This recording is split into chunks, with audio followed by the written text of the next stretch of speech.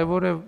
վերադարձված գույքերի հետագա ճակատագիրը։ Այս օրինակ առավոտյան ես մի տարօրինակ նամակ եմ ստացել քաղաքացուց,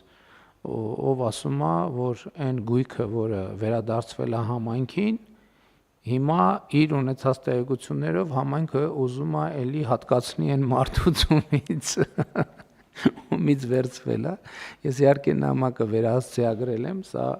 պետքա մենք մեխանիզմներ ունենանք, որ բացառենք, թե չէ ինչքան ենք անընդհատ իրանք տալու են, մենք հետ ենք բերելու, իրանք տալու են, մենք հետ ենք բերելու, սենց չի լինի։ Երկրորդը, քանի որ գույքի ծավալները մեծանում է, պարոն Խաչատրյան, ես կարծում եմ, որ մենք մի պլատֆորմ պետք է ունենանք, որտեղ որը ամբողջը գույքերը կառավարենք այդ տրամաբանությամբ։ Որովհետև եթե հիմա այգին արդեն դե յուրե վերադարձվել է, շատ կարևոր է, որ շատ արագ այնտեղ բարեկարգման աշխատանքներ տեղի ունենան, որովհետև մենակ այն չլինի, որ փաստացի վերադարձա, սկզբունքային հարց է, դա բոլոր առաջնահերթությունների առաջնահերթություն պետք է դառնա հանրային տարածքների։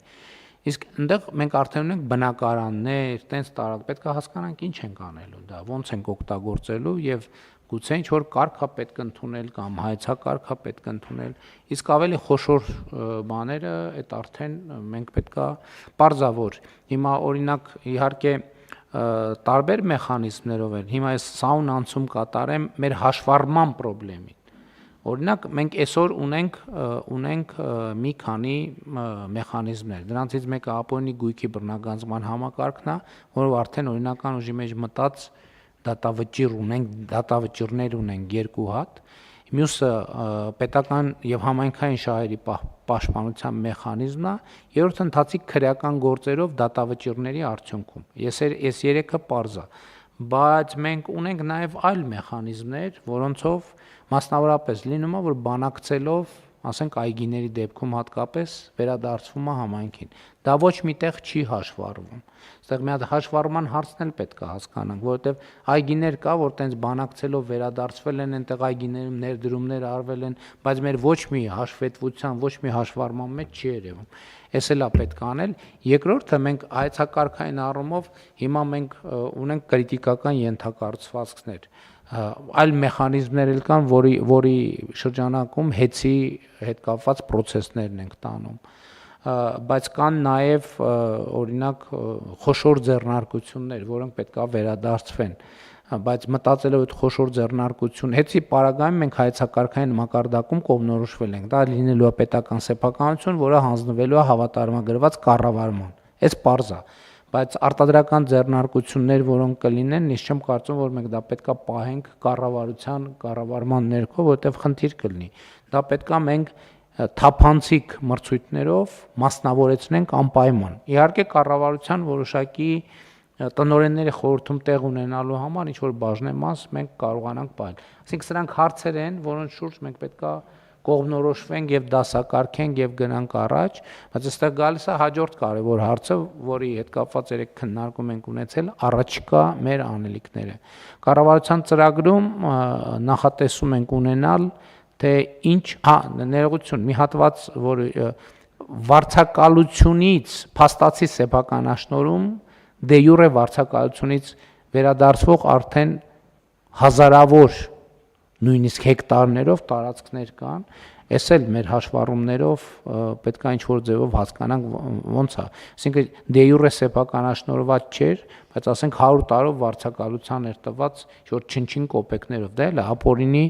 ապօրինի գույքա, որը մենք վերադարձնում ենք, այդտեղ էլ պետք է հասկանանք ինչ պետք է անենք։ Հիմա առաջիկայում մենք կառավարության ծրագրի մեջ ուզում ենք մեր առաջ խնդիր դնենք եւ իմ պատկերացումն է նա, որ այս մեխանիզմներով 2026-ից 2031 թվականը պետք է շուրջ $2 միլիարդ գույք վերադարձվի։ Ես սա իրատեսական եմ համարում ինչու, որովհետեւ մենք նախորդող շրջանում երեք այդպիսի հարց հնչեց, որ նախորդ 8 տարում ինչքան ենք վերադարձրել, հաջորդ 8 տարում ինչքան ենք վերադարձրել։ Ես այդտեղ հարցին չեմ վերաբերվում զուտ դե յուրե, ես հարցին վերաբերվում եմ դե ֆակտո, որովհետև հիմա մեր վերադարձած գույքերի մեջ օրինակ չկային, որ մենք հիմա Զանգեզուրի պղնձամոլիբդենային կոմբինատում փայաբաժին ունենք եւ այլն եւ այդպես շարունակ։ Բայց նաեւ ուրիշ խնդիր կա, որ ըստ էության ապօրինի գույքի բռնագանձման համակարգի առաջին վճիռա թե դատավճիռա թե դատավճիռ թե վճիռ Վճիռ բան վարչապետ։ վճիռ առաջին վճիռը օրինական ուժի մեջ մտել է 2026 թվականին թե 25-ի վերջում։ Մենք երկու վճիռ ունենք օրինական ուժի մեջ մտած, պարոն վարչապետ, 2025 եւ 2026 թվականներին։ Այսինքն առաջինը 25-ին է մտել, այսինքն այդ համակարգը լիարժեք նոր սկսել է գործել, որովհետև գիտեք, այդ ընթացքում սահմանադրական դատանի որոշում եղավ, որոշակի փոփոխություններ եղան, այսինքն դա նորմալ է, որ հիմա իրականում նոր սկսելու է լիարժեք այդ համակարգը գործել, եւ մենք խնդիրը Տիկին Վարդապետյան ձևակերպում ենք հետեւյալ կերպ։ Իհարկե դա միայն դատախազության մասով չի եւ քննչական մարմինների մասով չի, որովհետեւ այն մյուս մեխանիզմներն էլ կառավարությունը այլ լծակներ էլ ունի։ Մենք խնդիրը ձևակերպելու ենք հետեւյալ կերպ։ 2026-ից 2031 թվականը 2 միլիարդ դոլարի ապօրինի օտարված գույք պետքա վերադարձվի Հայաստանի Հանրապետությանը կամ համայնքներին։ Սա շատ իրատեսական խնդիր է, առավել եւս այն process-ները, որ մենք ընտրություններից հետո տեսնում ենք եւ նաեւ հանրության շատ հստակ պահանջ կա ձևակերպված, ես ուզում եմ նաեւ հանրության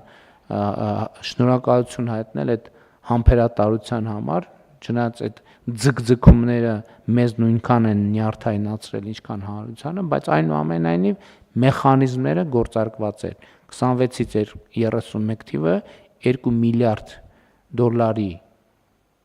գույք պետքա վերադարձվի պետությանը եւ համայնքներին այս բոլոր մեխանիզմների գործարկմամբ։